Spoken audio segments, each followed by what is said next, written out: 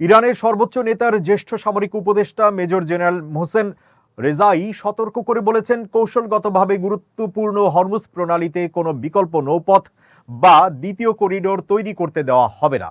এমন উদ্যোগ নেওয়া হলে এই অঞ্চলে অবস্থানরত মার্কিন সামরিক বাহিনী ও জাহাজগুলো বড় ধরনের ঝুঁকির মুখে পড়তে পারে বলেও মন্তব্য করেছেন তিনি।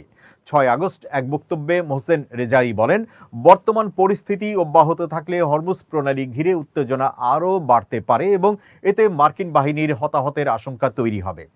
একই সঙ্গে তিনি যুক্তরাষ্ট্রকে তাদের নীতিগত অবস্থান পরিবর্তনের আহ্বান জানান। খবর মেহের নিউজ এজেন্সির। সম্প্রতি ইরানের সর্বোচ্চ জাতীয় নিরাপত্তা পরিষদের এসএনএসসি সচিব হিসেবে দায়িত্ব পাওয়া রেজাই বলেন, হরমুজ প্রণালীতে আমরা কখনোই দ্বিতীয় কোনো করিডোর খুলতে দেব না। তিনি আরও জানান, ইরান দেশের নিরাপত্তা ও জাতীয় স্বার্থ রক্ষায় প্রয়োজনীয় সব পদক্ষেপ নিতে প্রস্তুত।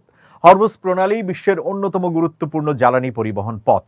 পারস্য উপসাগর ও ওমান উপসাগরকে সংযুক্তকারী এই জলপথ দিয়ে প্রতিদিন বিপুল পরিমাণ তেল ও গ্যাসবাহী জাহাজ চলাচল করে।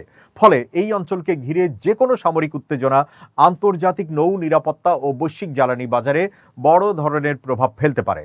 বিশ্লেষকদের মতে, হরমুজ প্রণালী নিয়ে ইরান ও যুক্তরাষ্ট্রের মধ্যে উত্তেজনা নতুন নয়। এর আগে বিভিন্ন সময় এই গুরুত্বপূর্ণ নৌপথের নিরাপত্তা ও নিয়ন্ত্রণ নিয়ে দুই দেশের মধ্যে পাল্টাপাল্টি হুঁশিয়ারি দেখা গেছে।